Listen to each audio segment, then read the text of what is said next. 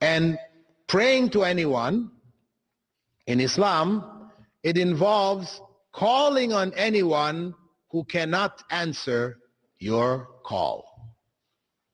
Because somebody might say, when I call on the Prophet, sallallahu alaihi wasallam, as Mim Keller proposes in his book, his translation of The Reliance of the Traveler.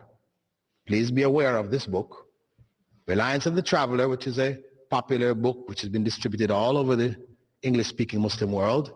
The first part of the book involves basically a translation of a Shafi'i fiqh handbook. No problem, in general. However, in the appendix, he has another story going. In the appendix, he promotes the idea of calling on the Messenger of Allah in prayer. That you can call on him in prayer. And they're saying, well, this is not the worship of the Prophet.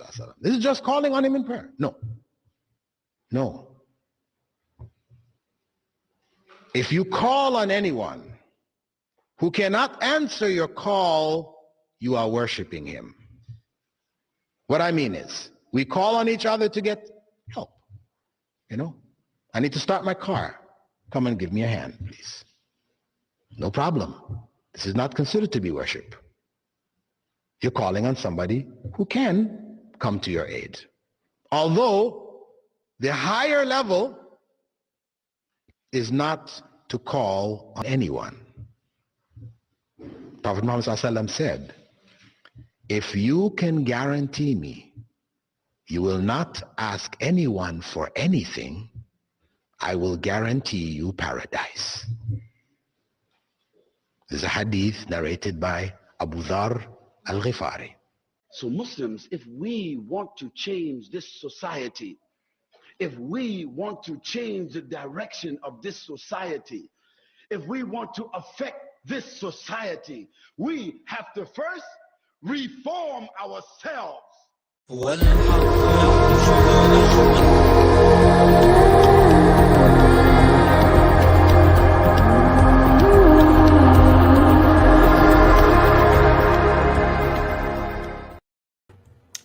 Bismillah wa salatu wa salam wa rasulullah wa ba'd. In the name of Allah, may the peace and blessings of Allah be upon his last and final messenger. Family, friends, foes, haters, and hateettes. I know a lot of haters going to be up in here tonight, but it's all good. It's all good. It's all good. We welcome you all. We welcome you all in peace and love and no hatred in my heart. Assalamu alaikum wa rahmatullahi wa barakatuh. May the peace and blessings of Allah be upon all of you. And before we begin, please like, please subscribe, please share. As you know we got a lot of haters up in this piece. And this story, I know that I normally don't do these type of videos, okay? Because I don't like the sectarianism. And really, this is not really about sectarianism anyway, if we're being real. However, this story is so important. It is so important that we have to cover it. We have to cover it, right? And it is the story of Mim Storyteller Keller, okay? And what's been going on with him? What has been going on with him? So if you guys don't know who Mim Keller is, he is essentially one of these. He's the one who kind of broke Tasawwuf wide open in the West, okay? And he was put on the game by Hamza Yusuf back in the day. Now, for my day ones, you're going to know this story. But essentially, Hamza Yusuf was hiding his Tasawwuf, his Sufi tendencies. You get me? Hamza Yusuf was basically in the shadows when dawah was being made in the West, and the Salafi dawah was growing until Spubs and them came and put a huge monkey wrench in the machine of the Salafi dawah. Y'all hearing me? And it was around this time that Hamza Yusuf put this man on the scene named Nur Hamim Keller, because Hamza Yusuf wasn't coming out as a Sufi. But Nur Hamim Keller, that was a completely different story. And he started introducing him as Sheikh, and he had translated this book, which was being spread far and wide, called The Reliance of the Traveler. And this was essentially the beginning of Sufi Dawah in the West because of Nur Hamim Keller. And who put him on? Hamza Yusuf. You get it? So anyways, Dr. Saleh, he wrote you could say a response or a reply to Hamza Yusuf. And Sheikh Dawood Adib, he tells this story about Dr. Saleh before he wrote the book. Okay, it's a very popular cassette back in the day. It was Sheikh Dawood Adib. I can't remember the name of it, but it was very popular, widespread. It's something about Salafi Dawah or something like that, right? So the Sheikh Dawood Adib, he's telling this story about Dr. Saleh, and he said that, and Dr. Saleh, he didn't just write the book. He followed the Sunnah first. He called Nur Hamim Keller directly. And Nur Hamim Keller told him on the phone, yeah, I'm Sufi, and if you don't like it, you know what you can do with it. And then Nur Hamim Keller put his wife on the phone, and Nur Hamim Keller's wife told Dr. Saleh rahimahullah, yeah, I'm a Sufi too, right? So if anybody remembers that audio or whatnot, if you can find it, you can put it in the chat or whatever, but that's a true story. It was one of Dawood Adib's more popular audios, and Dr. Saleh, he wrote this book in response to Nur Hamim Keller, okay? And it's called The Dispraise of Hawa. The Dispraise of Hawa. This is actually a must-have book for the Salafis in general, okay? It is an absolute, you have to have this book in your library if you are Salafi. It's called The Dispraise of Hawa, okay? If you do not have this book in your library, go get that book. You will be shocked. And this book really is, if you read this book, it's pretty much all you need, right, for the extreme Sufi types, okay?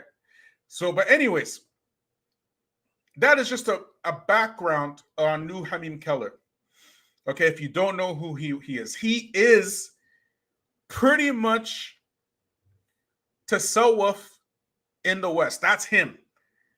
That is him. You get it? A lot of people kind of associate it with Hamza Yusuf, but remember, Hamza Yusuf wasn't coming out as a Sufi. He used Nur Hamim Keller as a doorway to introduce the people through the book, which Reliance of the Traveler, to Tasawwuf. You get it? To the Ashari Akida and whatnot, the Maturidi Akida. It was through that book. And Nur Hamim Keller was a very proud and open in Sufi from day one. He wasn't hiding. You get it? It wasn't Hamza Yusuf. Those of you who are older, you know this. And the way that they were able to do that, the reason why they were able to do that at that particular time is because Salafis were fighting each other, right? They couldn't have pulled that off when the Salafis were united. That would never happen. But at that time, Salafis were fighting each other. So it was a perfect opportunity for them to introduce Tasawwuf to the West. But anyways, I digress. It's essentially letting you guys know that Nur Hamim Keller is not a small thing. Nur Hamim Keller is a very, very, very big deal. Okay, he is the deal, right? In terms of Tasawwuf in the Western in the Western social construct. Okay, you can't have Sufiya in the West without Nur Hamim Keller. Okay, they just don't go. They just don't match. But anyways, this story broke out today. And before we get into the story, I also advise that you read this book too. Okay, this book here, The Cult Fallacy. The Cult Fallacy. After we get into the story, if you don't have this book, get this book by Abu Aliya Ibn the White Battle, and you will be shocked. You will be shocked at the parallels between this book and New Mim Keller. And you'll be shocked at the parallels between what's going on with New Mim Keller and the Spubs cult, or the Abu Khadijites, as Dr. Abdul Haq Baker likes to call them. Whatever you want to call them. The thing is, when you're Salafi, your opponents try to pigeonhole you with Spubs and Troy and whatnot. And then you have this very tired group of, you can say, coonish Muslim personalities. Yeah, just call them coons. Call them what they are. They're just very coonish. That look at these individuals from that cult and they say, oh, they're our brothers, but they're mistaken. No, fool. They are your brothers. They are your brothers. They are not our brothers. We know exactly what they are. For my day ones, you know very clearly that on this channel, we put the brakes on those boys like nobody else did. And if you want to see those older videos, because we transition from, essentially putting the brakes on them, letting people know all kinds of devious, dubious things that they were doing, and not, let alone criminality and all this kind of stuff, right? But we have put out some insane information on this channel about them that nobody else had.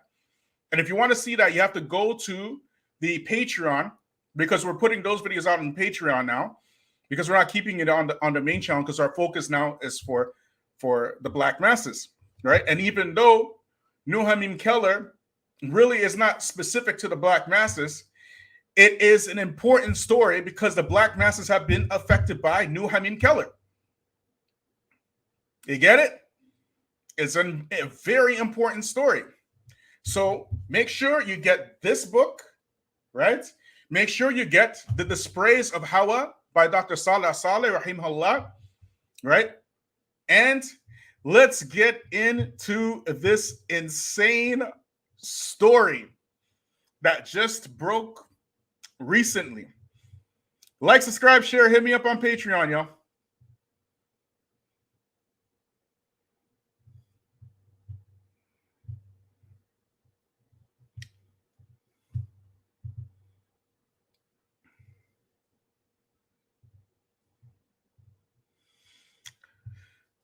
Okay, so this is from the website muslimmatters.org.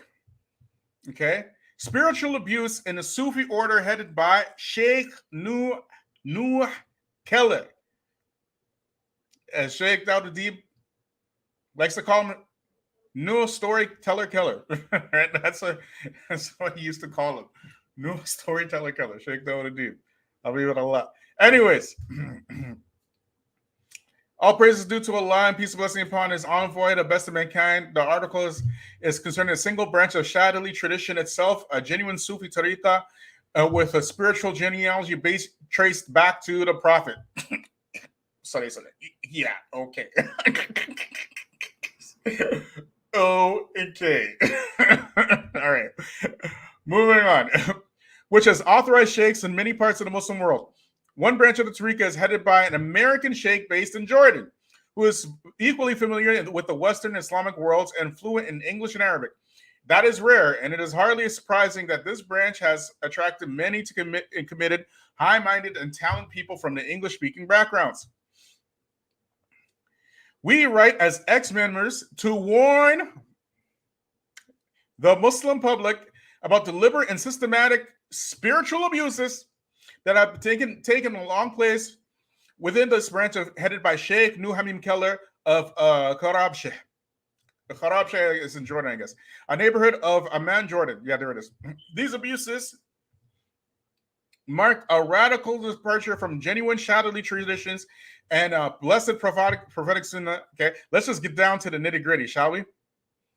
Let's just get down to the nitty gritty. Okay, for those interested and independent in the investigation into a few of these issues raised here, primarily physical abuse of children, has recently appeared in respected online news outlet, the Middle East Eye. We have the Middle East Eye up here as well. All right. We hope in the future investigative work by other outlets will continue to unravel and document the many additional layers of abuse which Sheikh Noor and his group are responsible. So they're calling people to come and investigate this. Okay. Now here is a map of the compound. You can see it's quite large. Okay. This is Kharabsha, the Hayya Kharabsha, or the Kharabsha district. Right. And abuse has severely impacted followers of Tariqa everywhere. So you can see it's quite the area. Okay. That's the map. Okay, now let's see. Let's read the bullet points. Persistent psychological abuse coupled with the invocation of divine authority used to frighten, control, and isolate both adults and children. If you've read this book here, okay. Actually, let me try to find.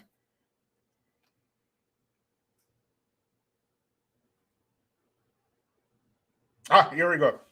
Okay, so look, I'm going to read from Abu Alia's book, okay? He says, cults, Hizbiyya organizations look superb on the exterior, but internally, they're very scheming and controlling.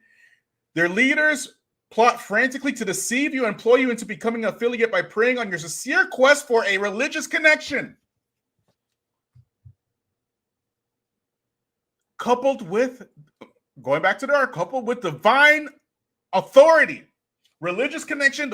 You see the similarities here. Do you see that? We're just getting started, okay?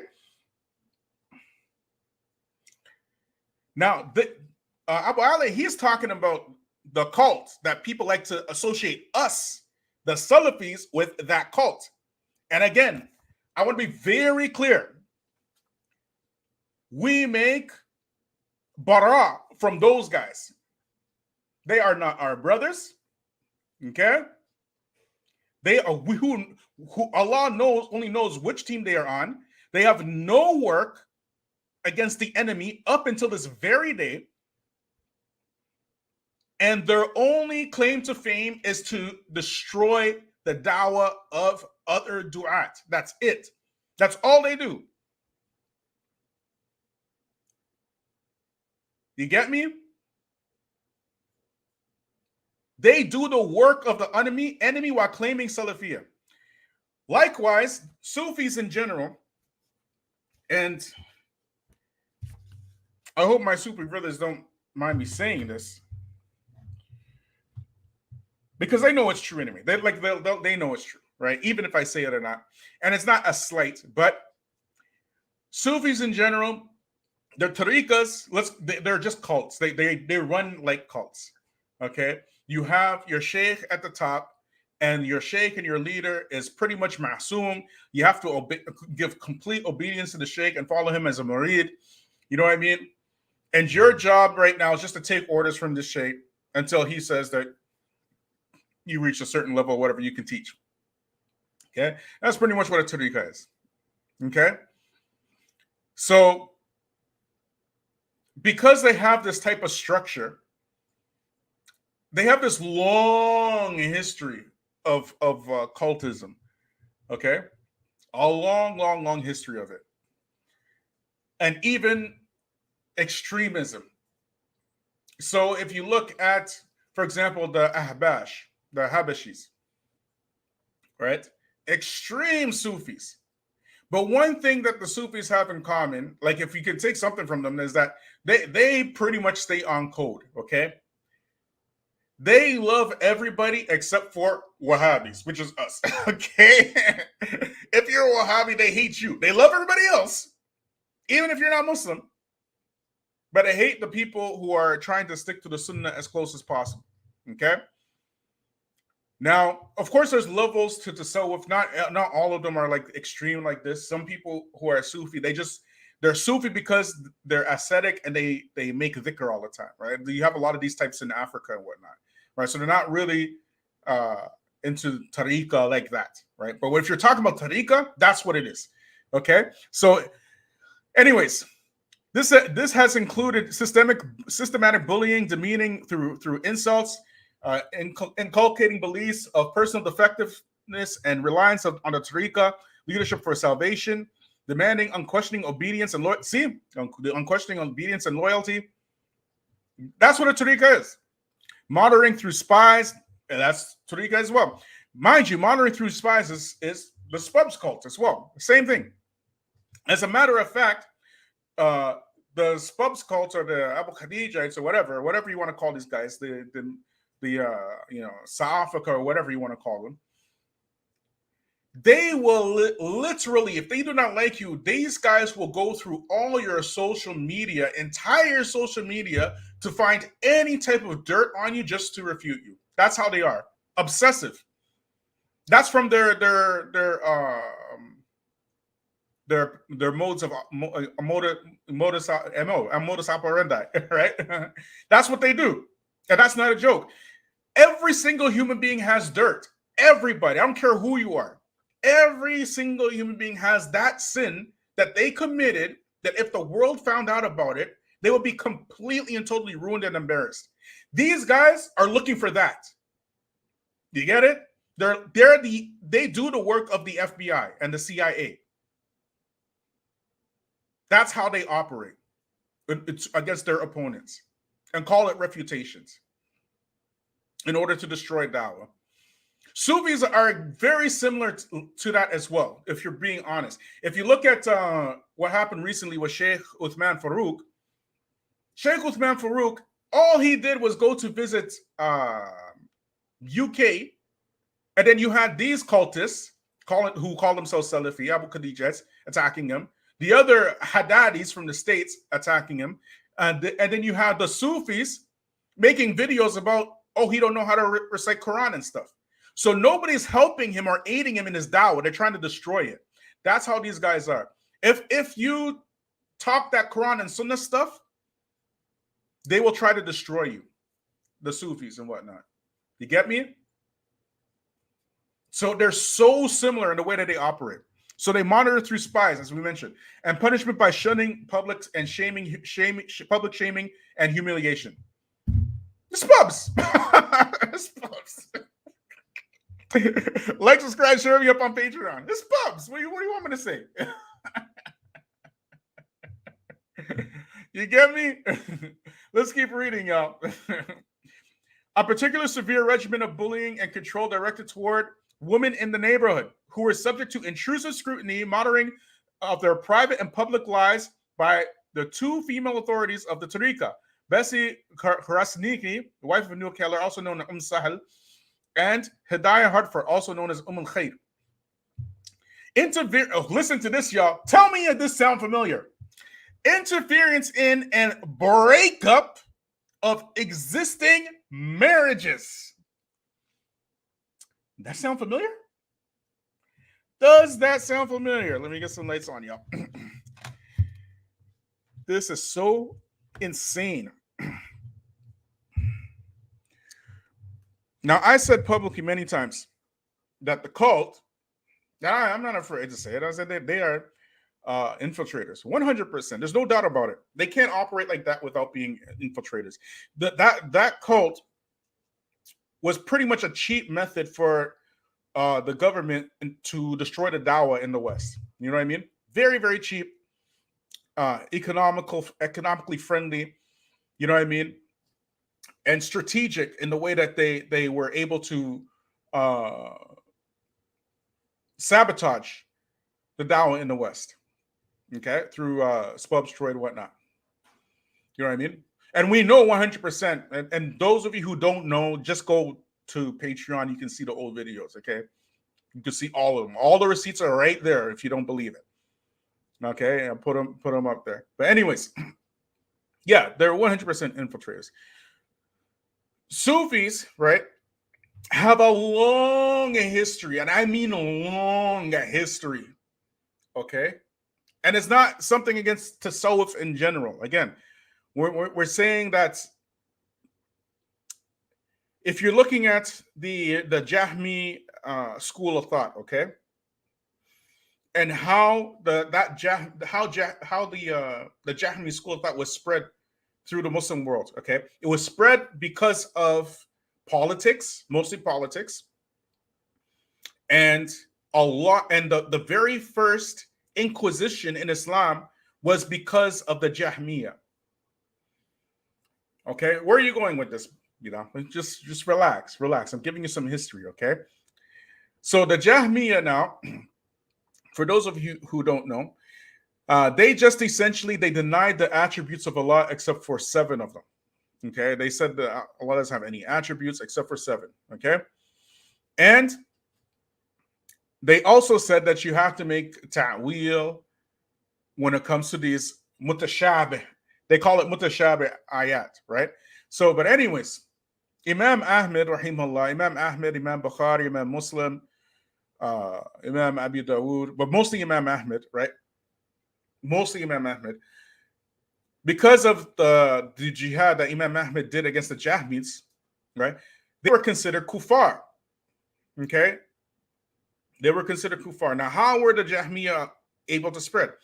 They were able to spread because they took the ideologies of Ilm al-Kalam, okay, this type of debating. Now, if you put yourself in that time, right, if you take yourself out of 2022 and put yourself in like 7th century AD and stuff like that, right? How were these leaders entertaining themselves? How were they doing? How are they doing it? They would get one imam and another imam to debate each other, okay, and in a court, and then they would just debate and they would pick the winner, and that's it. That's how they.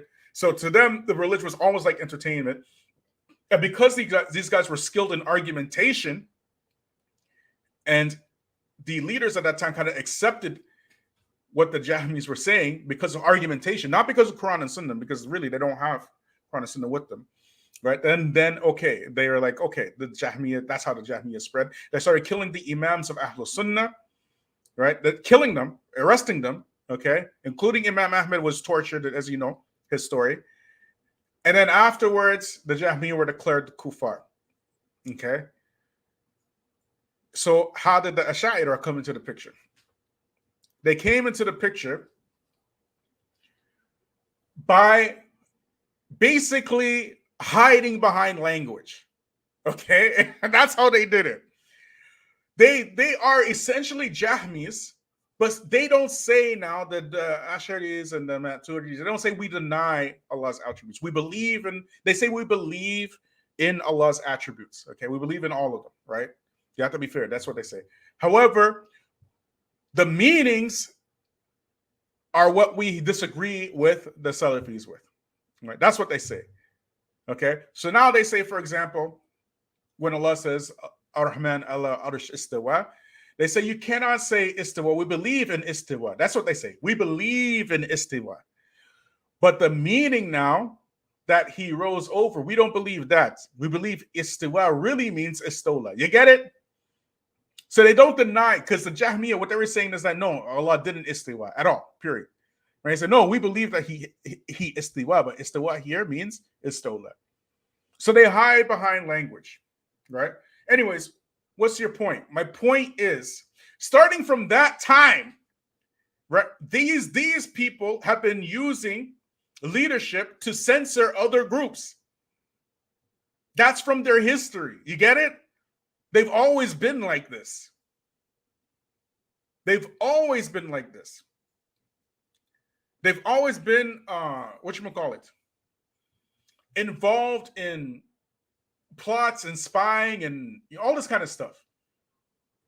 That's something that they do, even up until this very day. If you look at even in the West, if you look at all of these big organizations, right, these big Islamic organizations, the majority of them are liberal, correct? Correct? I'm asking, the majority of these big, huge Islamic organizations are liberal, correct? What about the leadership of these organizations? What are they?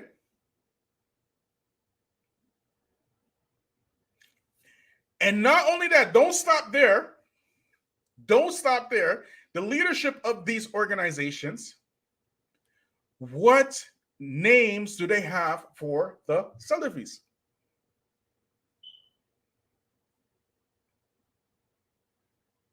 Ain't nothing changed. The leadership generally are Sufis. And they got all this work for the Salafis. Ain't nothing changed. That's pretty much what they are. You get me? So anyways, my point is that this is something that we can go through. So, like, if you look at even Ibn Taymiyyah, rahimahullah, why was he thrown in jail? Why? Who put him in jail? Who put him in jail? Ibn Taymiyyah, rahimahullah. Even though he was trying his best, right, to make ta'awun with the Sufis. This is something that's ingrained in their history, you know what I mean? But again, the Sufis and the Ash'ari, they have their levels and whatnot, but this is like a very general thing. But the point is that with this here, with Mim Keller, it ain't nothing new. It's just that it's Mim Keller. Again, he is the doorway to Tasawwuf in the West, right? Anyways, interference in the breakup of existing marriages, as well as lying and deception by a Tariqa leadership and their proxies to destroy friendships and other family relationships. For example, privately convincing one spouse, family member, or friend of the defectiveness of the other in order to create further vulnerability, isolation, and dependence. Sound like supposed to me? You see how they work? You see the similarities? How they work? This is infiltration, yeah, Juan. It's infiltration. What more you want, man? Arranging of marriages, often between clearly unsuited couples and without parental consent, including women being married off to men with known criminal records, addictions, or other severe psychological disorders. Sound like spubs to me?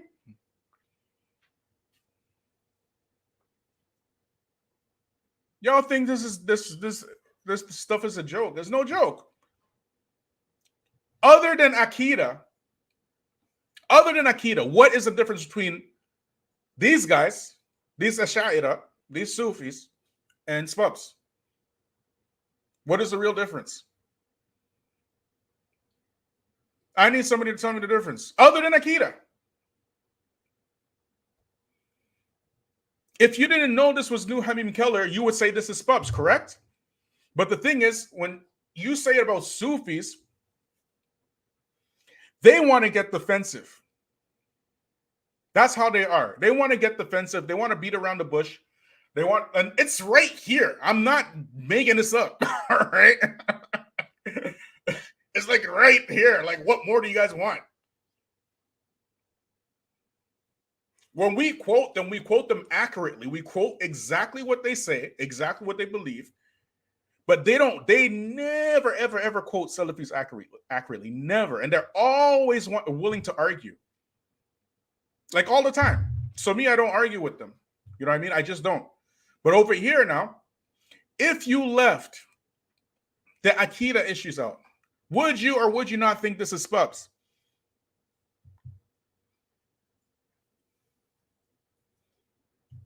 I'm just asking.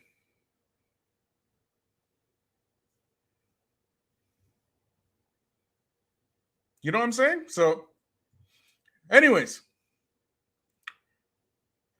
through an overwhelming combination of isolation, control, humiliation, excessive physical abuse during the key development stages of childhood, driving several teenagers to the point of suicidal ideation, self-harm through cutting, severe anxiety and depression, substance abuse, or other harmful addictions.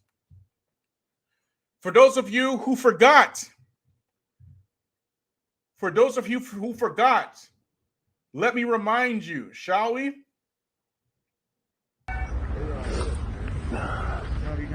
It's the reason I'm here today. Most of them I need you to make dua for my little brother here.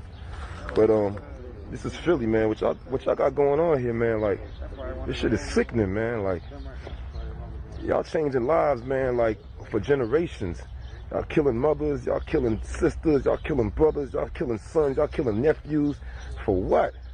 About internet beef, about a chick that's whoring out here anyway, about a block that ain't even yours, about money that you're going to get to go spend and give it to somebody. It's not like you want no money out here to save. Y'all niggas want money to spend. That's what y'all doing? That's what y'all doing out here, right? Yo, shit is sickening. Just in case you forgot, the same ills that their children are facing in these Sufi cults is the same ills that our children are facing in this alleged Salafi cult. And again, I make complete and total bara of those people. If I am Salafi, they are not Salafi. If they are Salafi, I am not Salafi. That's it. You get it? All right? Whatever they are, I am not. Right? You understand? You will never pigeonhole me with them. Period. Never in a million years. You get me? Whatever religion they're following is not the same what I'm following.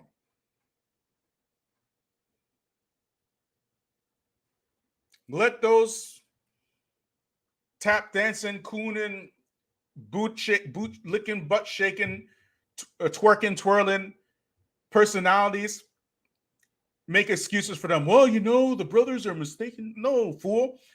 The types of people who say that are like them. And that's why they're making excuses for them. But they don't want to let everybody know that they're like them. You get me? So they're looking for excuses for them. Our brothers are mistaken from the Dawah and blah, blah, blah, blah, blah. Give me a damn break. Right? Who are those brothers who are mistaken? Are they closer to us or closer to Mim Keller? Are they closer to us or no? Are you reading this? It sounds to me that they got a hell of a lot of common with Mim Keller. Y'all are tripping. Through an overwhelming combination of isolation, control, humiliation, excessive physical abuse during key development. Okay, we just read that. Cruel techniques of physical and psychological abuse inflicted on children designed to break up their spirits cause maximum pain and humiliation. Psychological abuse has included widespread bullying, insults, name-calling, public shaming of children, pitting children against each other, and ostracization, including, in one instance, a forced year-long shunning of a young girl by all the neighborhood children. You can't make this crap up. You cannot make this crap up. How many of y'all old schoolers been shunned by spubs in them? Y'all here? Are you in the house? Are you in the house?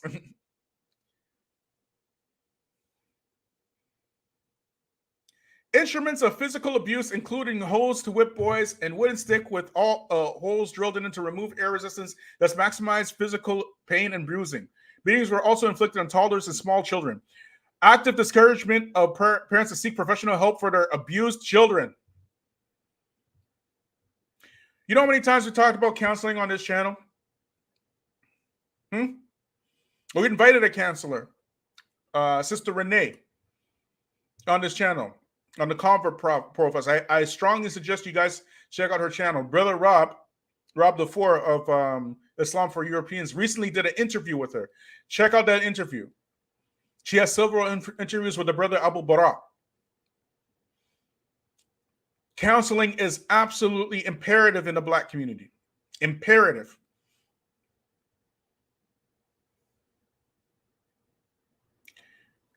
Just like the cult, before they go to any type of marriage counseling, or anything, they break up families. And now you are feeling the pain in Philly from these broken up families. You're feeling the pain. Tight controls over entry and exit of a Khrabshe, especially of the children, including bans on travel to the west and forcible expulsion of targeted families. You cannot make this stuff up, man. Prescribing medicine, including controlled substances without a license. Abusive counseling services, including, for example, with hypnotic implantation of false childhood memories of sexual assault by family members. Stuff for Allah. Man, that is just crazy. No Mim Keller, ladies and gentlemen.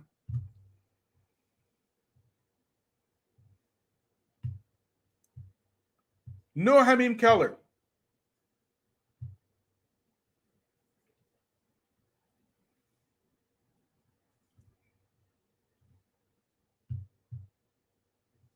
That's so crazy, man. But you see the similarities.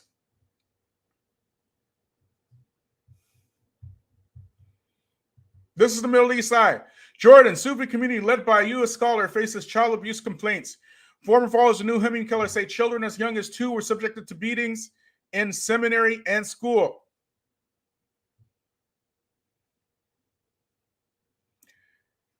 This is too much. This is the Middle East Eye.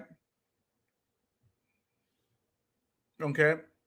And as I said, for me, I don't like to get into the sectarianism thing because y'all get mad. You guys get, if I talk about Salafis, right? Everybody's cool, right? But when I talk about Sufis, and again, I'm doing it justice. I'm reading directly from the articles. You guys get mad.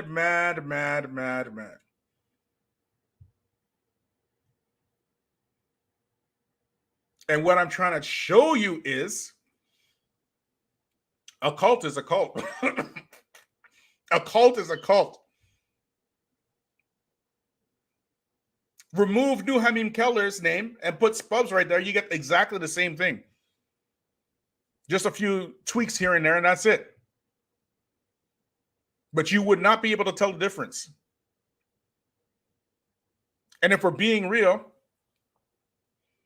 the the Spubs cult is if we're being completely honest, that is a new phenomenon. That is a totally new phenomenon, right? Whereas the Sufi cults have a long history of this type of stuff. Very long, well-documented history.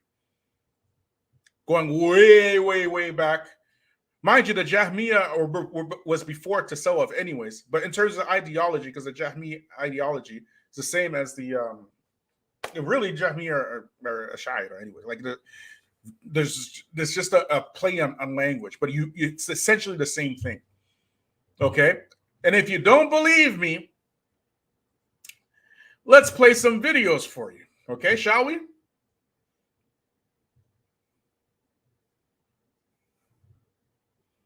Like, subscribe, share, hit me up on Patreon.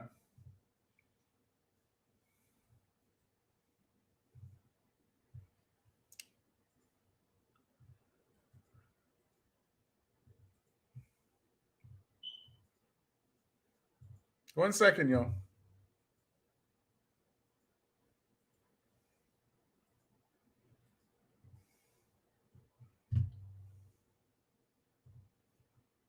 Now, what I noticed about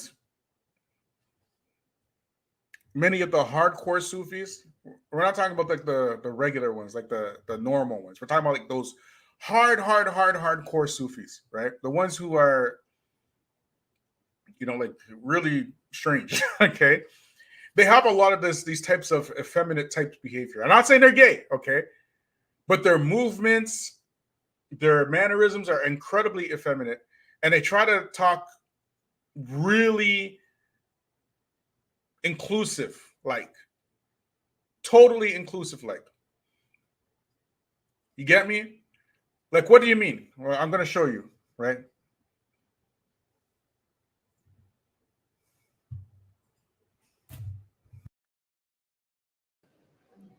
And the Queen of Sheba is mentioned too. Maybe shaitan, maybe wrong advisors led her to the wrong path, led her astray. But when she saw the truth and the true power and majesty that Allah showed her through Sayyidina Sulaiman alayhi salatu wasalam, that very king that I just mentioned, she had no other choice but to submit to the Lord of the world. قالت إني ظلمت نفسي. Imagine that queen says, acknowledges, admits, indeed I have wronged myself. I was unjust. I transgressed against myself. And unfortunately we do that. Humans transgress against their own selves. Human beings, we are not merciful and kind to our own selves. And we are sometimes even selfish and stingy towards our own selves, unkind towards our own selves. But do we think about it? Do we acknowledge that ever in our lifetime? Sayyidah Bilqis, the queen of Sheba, did. Sabah. قالت إني, indeed I have done some wrong to myself. I wronged myself. إني ظلمت نفسي وأسلمت. And I have submitted to Allah. With Sayyidina Sulaiman, مع سليمان لله رب العالمين. To the Lord of the universe. The Lord of everything. رب كل شيء. Every single thing. Everything. Allah is the Lord of everything. Rabbul Arbab. The Lord of the Lords. They are mentioned. And the Quran even goes on to say to our Prophet sallallahu alaihi wasallam, Ya Rasulullah, O the Messenger of Allah, tell the people, like a prayer, a kind of dua. قُلِ اللَّهُمَّ, say Allahumma. Pray to Him. Malik al-Mulk. You are the King of all kings. You are the owner of all dominion. تُؤْتِي الْمُلْكَ مَنْ تَشَاءُ. You grant kingdoms to whomever you will. Allah made the Queen Elizabeth II the queen of this land. Allah gave her a very long life. Not many people live for 70 years. To celebrate, and of course I congratulate her, to celebrate a platinum jubilee of being a ruler for 70 full years is unthinkable, really. It's a historic achievement, a huge milestone that only I would say Allah Almighty can gift to someone, to anyone, in fact, of His servants. Allah did that to the Queen. And what makes me really admire the Queen is the fact that I know that the Queen Elizabeth II does not busy herself with unnecessary things, trivial matters. And what makes me extremely happy is the fact that the Queen Elizabeth II herself believes in Allah Almighty and attends places of worship. In other words, she's a servant of the Almighty Allah subhanahu wa ta'ala too. You see, you can't make this crap up, man. You cannot make this crap up. You can't do it, man. I'm sorry for making the clip a little bit long, but I wanted you to see, he was saying maybe Shaitan went to the Queen of Sheba and blah, blah, blah, blah, blah. You get me? The Shaitan went to the Queen of Sheba. But the Queen of England goes to the places of worship, and she's a servant of Allah.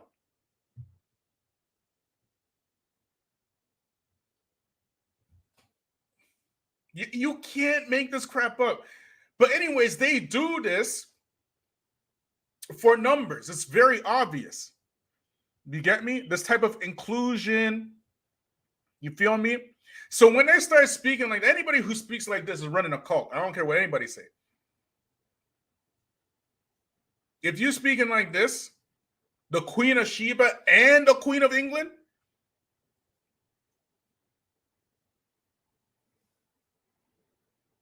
I was trying to get y'all the Nazi saluting queen.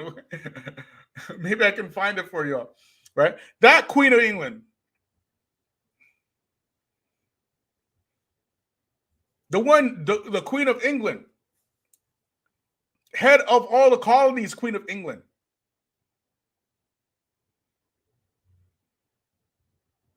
You get me? Head of all the colonies, Queen of England, is a servant of Allah. This is what they do. But let them talk about a Wahhabi. Let them talk about somebody who actually believes in the Quran and believes in the Sunnah. You see why we don't do the sectarianism stuff, man? It's because of this stuff. And when we point it out, y'all getting mad like crazy. Where are the Sufis to condemn this? Where are you? But one thing I got to give the Sufis that they stay on code, bro. They will never, ever, ever refute each other. They save all that work and all that vitriol for us. You get me? They save all their energy for us. But again, this stuff right here is so dangerous. Not just for Black society, but for the wider society at large. Because what you are now doing is you are essentially making excuses for the outright enemy of Allah and making dua for them too. The enemies of Allah. The open enemies of Allah. She's a servant of Allah. Oh, we're not done. We are not done. Like, subscribe, share me up on Patreon. First of all, I want to thank, before we continue, I want to thank Sister Tika. Hayakum Allah. May Allah reward you and bless you and multiply it for you 1,000-fold. Ameen. Right? I want to thank the brother Kev D. May Allah reward you and bless you and multiply it for you 1,000-fold. Ameen. And everybody say Ameen. Everybody say Ameen. You know what I'm saying? This is crazy. Wallahi, the Sufi guy, the Sufi imam at the mosque here, because there's so many Sufis in Ottawa. It's all Sufis, right? The Sufi imam here, Uqsum Billah, he said, may Allah, on the minbar on Jummah, may Allah bless Justin Trudeau because he's a good man and blah, blah. This is how infiltration happens. This is the doorway to it. You get it? Conspiracy cannot happen with one person alone. You need a team for it. You understand? These types of things and concessions with the enemies of Allah, that's how they silence and censor the Muslims. If you go in France right now, what is this French imam saying? The French imam is saying you shouldn't say Allahu Akbar. You need to say France Akbar. That video went viral. France Akbar. Do you get me? We're not done. We're not done. Like, subscribe, share me up on Patreon. This is like so crazy, man.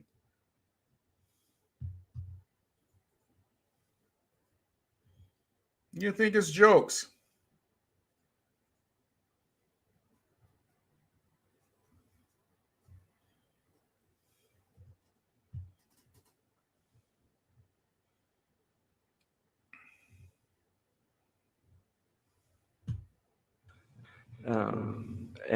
And that's why arrogating the voice of God to oneself is probably the most dangerous and really the capital sin of people that claim God, to arrogate that voice. God, if we accept or even assume the possibility that he did speak or the divine spoke through these revelations of the Old Testament or the Older Testament, the Newer Testament, and then the Quran, which each one has their claim. If we do accept that, there's certainly a God has many voices. God has many voices. God has many voices. Do you know why he's saying it like this? This is what they do. When a Salafi says that, you know, Allah has a voice, right? Right? Oh, you're a mutashabih, right? You're a mutashabih. This is kufr. This is, you know what I'm saying? You're likening Allah to the creation.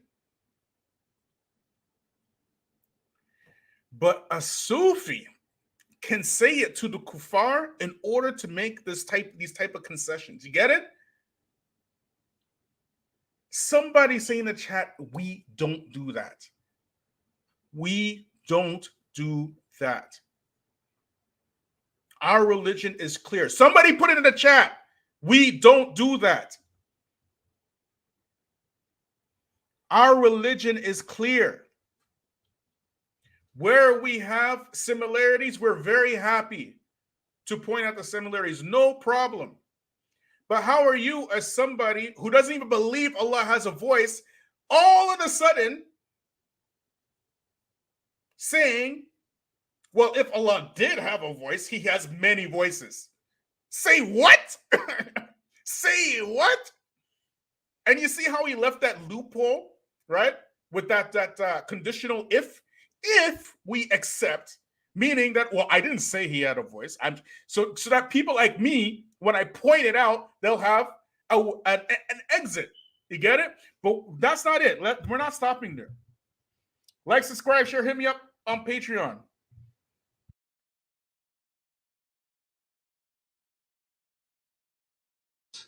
God has many voices.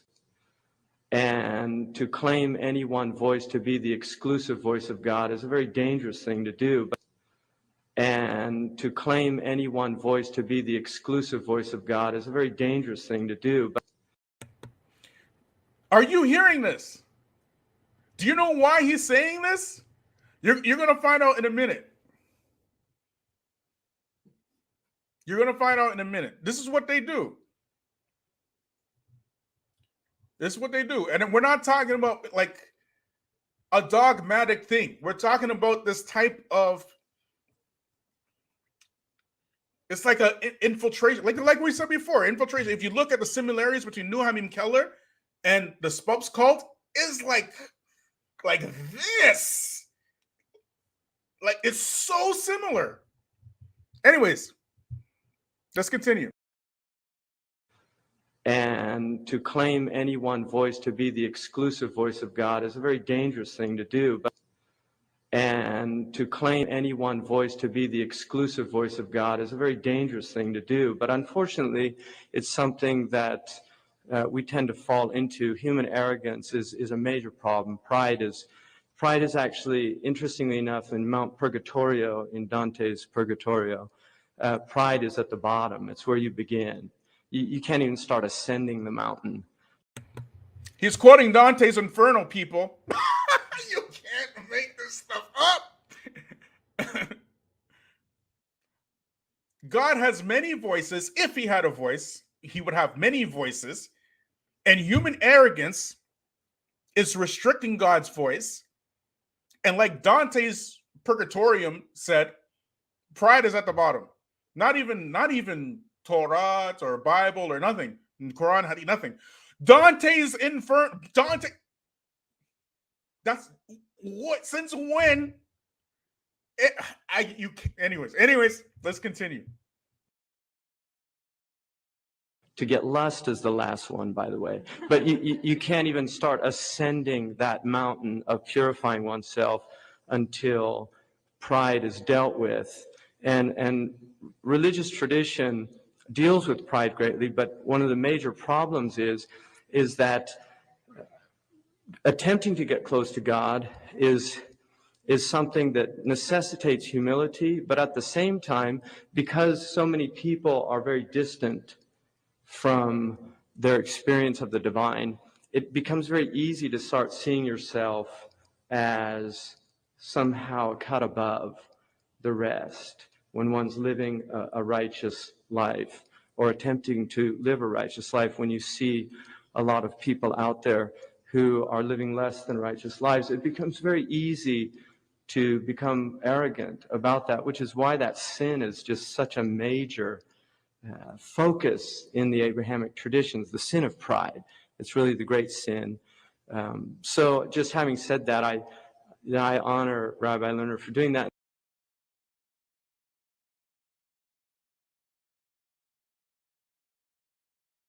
One of the traditions about the Prophet Muhammad, and I would really recommend, because he, I believe, is one of the most defamed people in the West. People, a billion point something, revere and love the Prophet Muhammad. He's worth learning about in the same way Buddha is worth learning about. I mean, when people, millions of people, look to a figure as a source of guidance, it's just a wise thing to know something about those people, really, because it helps you, to know something about Moses, about Jesus, about Muhammad, about Buddha, about Lord Krishna. All of these traditions help us understand each other better. That's the many voices he's talking about. I didn't want to say anything. I wanted you to see it for yourself so that you know that I'm not making this up. Am I being nitpicky here? Yes or no? Is Brother Bilal being nitpicky? Put it in the chat, please. Yes or no? We all heard the same thing, right?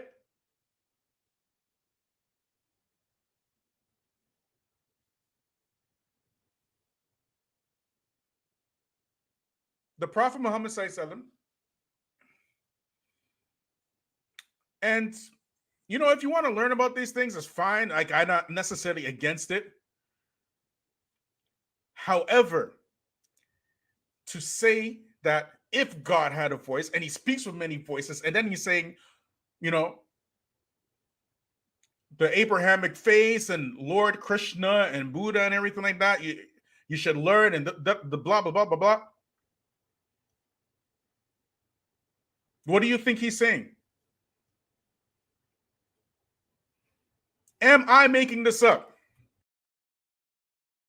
To know something about Moses, about Jesus, about Muhammad, about Buddha, about Lord Krishna, all of these traditions help us understand each other better. To know something about Moses, about Jesus, about Muhammad, about Buddha, about Lord Krishna, all of these traditions help us understand each other better. And one of the things that really is so striking about studying comparative religion, which is what my degree was in, is that the more you learn about these religions, I have found, the more you come to respect them. The more you learn about these religions, I have found, the more you come to respect them. Do we have to learn about these other religions to respect them, ya Ikhwan?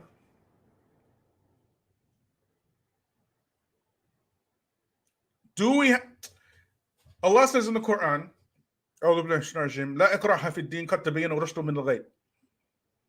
Allah, he already says there's no compulsion in religion. The truth is clear from the falsehood.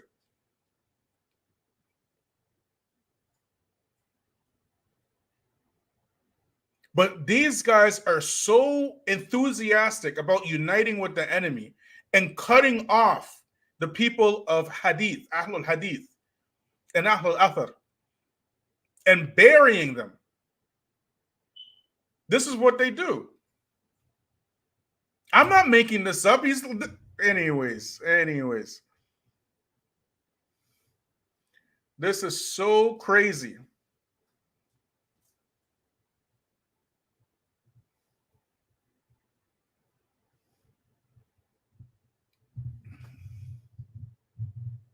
This is so crazy, man. And they hide it underneath tolerance. Islam already has tolerance as an Akita point. You get me? But what they want to do, it's not about tolerance. It's like a what you call it, a disguise. What they mean by tolerance is the unity of religions. Wahdatu, right? To make all the religions one. Like almost like these what's those that those people call them, Baha'is and stuff, right? Sufis have no problem allowing non-Muslims in their tariqas and stuff. No issue.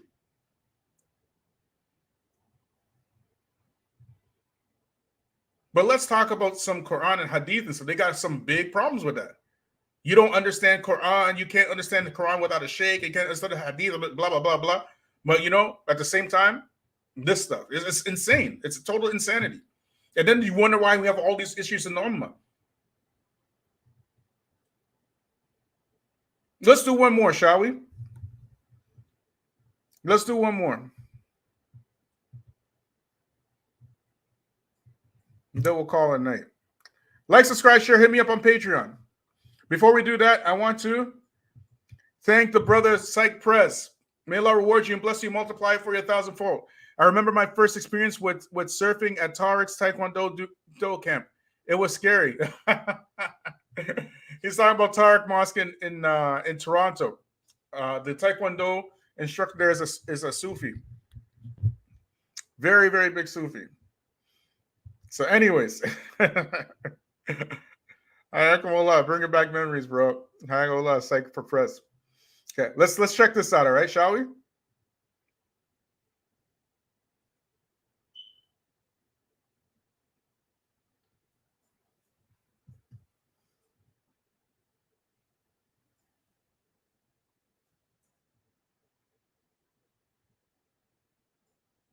Where is it here? Here we go. 1 second, y'all.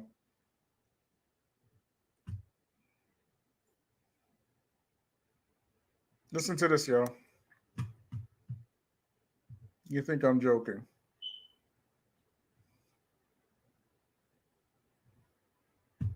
Finally, it provides attributes of Allah. So throughout the Quran, you have all of these amazing attributes of Allah. Now, when we get into prophecy, so it confirms the prophethood of the prophets in general. Now, the Quran clearly states that every peoples have had prophets, and so we don't know the Native American peoples here. At some point, they had prophets. There's no people that didn't have prophets. This is one of the beauties of Islam because it doesn't limit prophecy to the Semitic peoples. In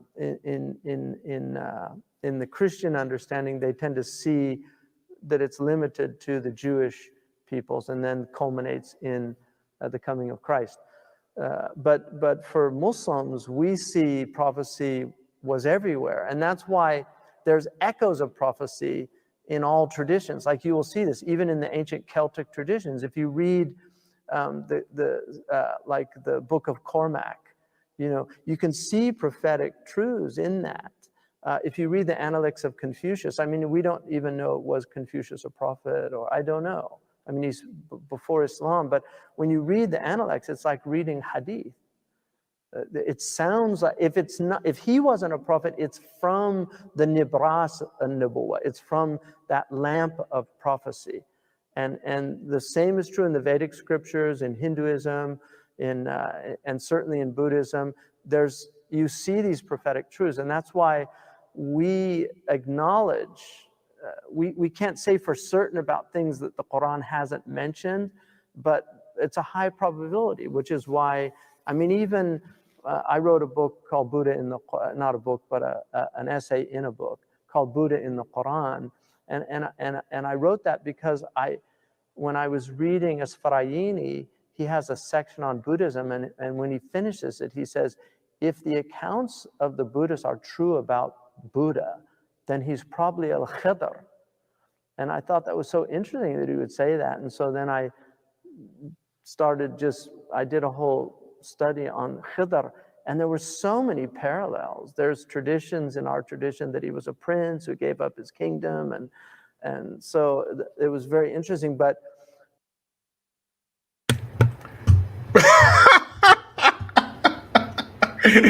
Look what Sister Tika's saying. Do I need to say anything else? Do I really need to say anything else? Man, I'm not even going to say anything.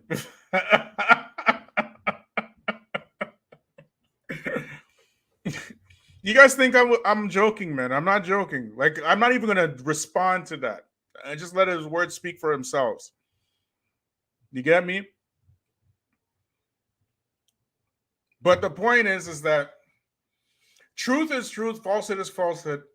We're about the truth on this channel, okay?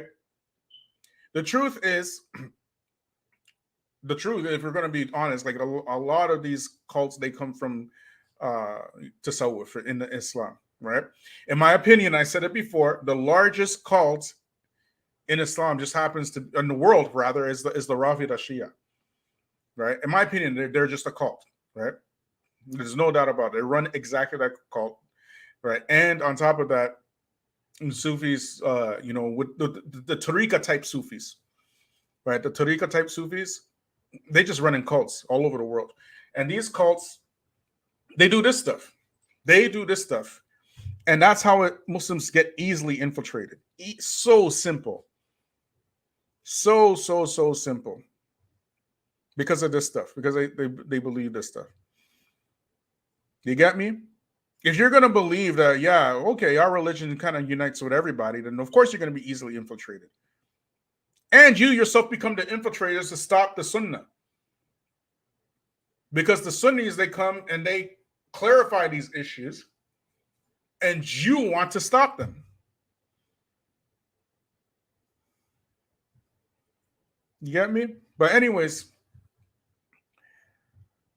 we'll go back real quickly. Actually, no, you know what? I think this is long enough. Let me just put the invite here. If anybody wants to join me real quick before I bounce. Okay, I'll leave the link into the description. But get this book, The Cult Fallacy. Read this book. Okay, make sure you get this book. Then you're going to read these articles, not necessarily in this order, but read this article here. Let me share it with you. Read this article. This one right here, where we're reading from earlier today on Muslim Matters, muslimmatters.org, spiritual abuse in the Sufi order headed by Sheikh Mim Keller. Read that. Okay. And also read, one second, y'all.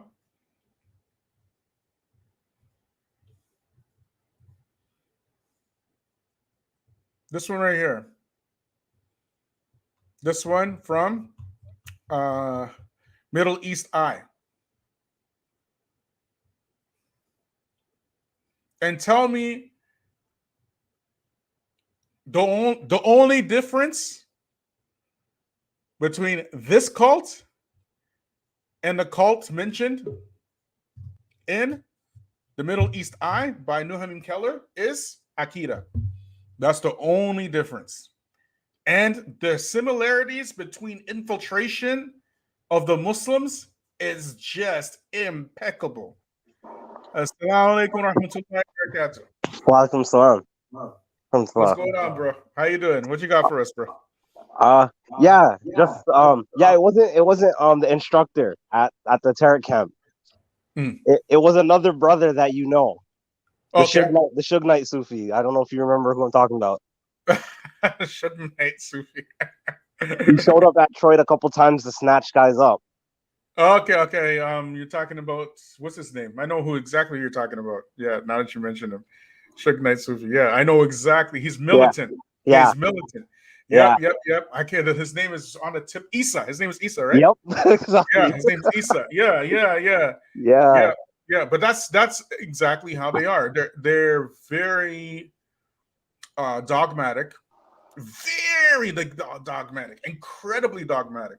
Yeah. Right. And on top of that, there are certain types that are very militant as well, and he's one of those types. Yeah. Right. And they're ready to kill, fight, you name it. You know what I mean? Yeah. Not all Sufis are whatchamacallit, are Hamza Yusuf. Yeah. In Trinidad, you know I mean? you'll find like most of the West Indians, they're more like Hamza Yusuf. They're like those guys. Yeah. Yeah. But in general, like when you have Tariqa type Sufis, right, they'll get militant very quickly because they're listening to they have a order, you know, they have like a code of conduct and a structure, and you know what I mean. So they have their imams, they call them imams and sheikhs, and they have their murids and peers and whatnot, right? So they have structure, right? And whatever the imam says goes. You get me? So if you look at, for example, the Ahbash by Abdullah Habashi, right? He was working with the government in Ethiopia to eradicate other groups. And he's a Sufi, he's Ahbash, he's he's whatchamacallit, Ashari. But he again, that's how they are. They hide behind this type of talk, like how you see Hamza Yusuf is, right? But when it comes to censoring, they're the perfect people to censor real Islam, right? And that's how he was used by the Christian government to censor other groups in Ethiopia, and his group spread in Lebanon very well. And there's Ahbash here in Ottawa, very militant. I went to their mosque. I didn't know they were Ahbash. I just go into their mosque. They make takfir on me on the first day. Oh my goodness. You know what I mean? And I wasn't arguing with them either. I was like trying to ask them, you know, I wanted to pray. I went to go pray. You know what I mean? And the next thing you know, they start asking me these questions, and they start making takfir on me like within minutes. That's how they are. Were they like that back in the 90s? They weren't like that. No, we didn't have Ahbash in the West, right? Okay. Except I'm not sure if he's a Habashi, I don't know. Yeah. Right. But we didn't have them in the West, right? But you know, I'm not talking about the people. I'm talking about the Ahbash sect. Like there's a sect called Ahbash, right? Right. So they're incredibly militant, right? So, and some of them are like that, bro. Some of them are like, you know, they'll do anything their sheikh tells them, without question. Yeah. Right. If you go to Tim Humble, right? He has these old videos, right, where he makes these videos about Ruqya, right? Yeah. And one of his videos, he's showing like one of these Sufi people in, I believe in Saudi, right? A Sufi sheikh in Saudi. Believe it or not, there's Sufis there. right? There are Sufis, right? But they just wear like how the Saudis, right? They have the shamag and igal, and you know, they're not wearing the turbans, right? So this guy, he's basically trying to say that he's doing this trick where he pulls like fecal matter, sorry for the expression, fecal matter out of his stomach with his hand. Okay.